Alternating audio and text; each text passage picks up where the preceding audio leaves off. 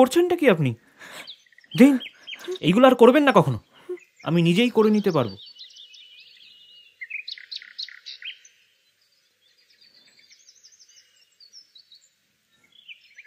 জুতোতে ময়লা কেন? এক্ষুনি চেটে পরিষ্কার করো।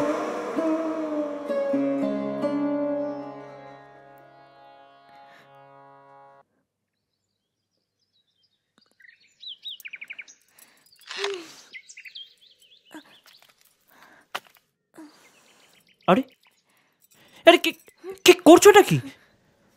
পাগল হলে নাকি? ডাক্তারবাবু বলেছে না তোমাকে এইসব এখন না করতে?